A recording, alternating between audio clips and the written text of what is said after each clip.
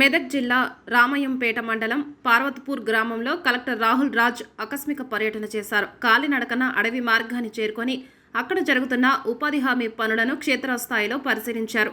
కూలీలతో పాటు పలుగుపట్టి ఉపాధి హామీ పనులు చేశారు. ఈ సందర్భంగా ఆయన మాట్లాడుతూ ఉపాధి హామీ కార్డు ఉన్న వాళ్ళందరూ 100 రోజుల పనిలో ఖచ్చితంగా పాల్గొనాలని, ఎండాకాలం దృష్టిలో ఉంచుకొని ఉదయం 6 గంటల నుండి 11 గంటల వరకు మాత్రమే పని కల్పిస్తున్నామని, కూలీలకు ఎలాంటి ఇబ్బందులు లేకుండా తాగునీటి సౌలభ్యం ఏర్పాటు చేశామని తెలిపారు.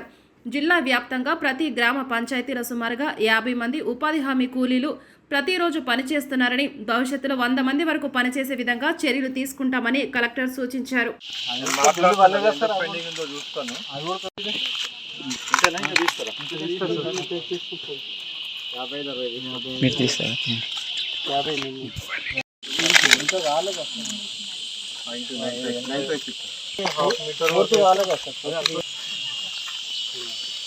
మధ్యలో రాళ్ళు వస్తున్నాయి. ఏర్లు ఏం చేస్తారు? కట్ చేస్తున్నారు.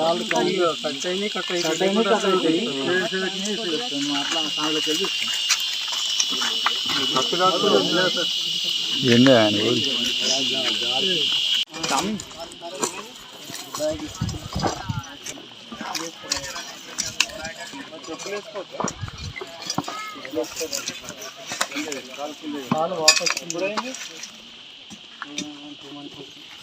తగ్గలేదా?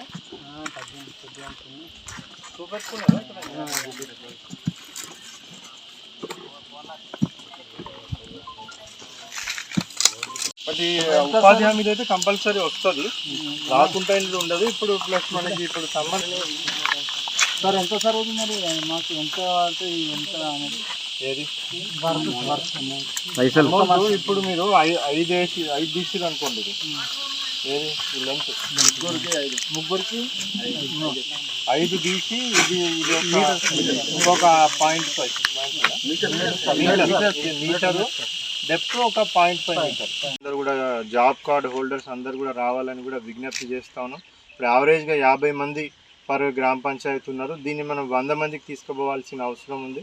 సో మీ అందరూ ఎంత కష్టపడి పనిచేస్తూ ఉన్నారో నేను ఇప్పుడు చూసినాను. సో మీ అందరు పడిన కష్టంకి ఫలితంగా మనకు మంచి మెటీరియల్ కాంపోనెంట్, మంచి ఇన్ఫ్రాస్ట్రక్చర్ మన విలేజ్కి సంబంధించి రావడానికి కూడా ఆస్కారం ఉంటుంది. సో అందరు కూడా పెద్ద ఎత్తున రావాలనేది కూడా విజ్ఞప్తి చేస్తాను. Thank you. సో ఇది ఇప్పుడు ఇక్కడ చేస్తున్నాం, ఈ అడవికి మంచిది. సేమ్ ఇట్లనే మన వ్యవసాయ పొలాలు ఉంటాయి కదా, అక్కడ కూడా కొన్ని ఇటువంటివి మనం కాంపౌండ్స్ అంటాం.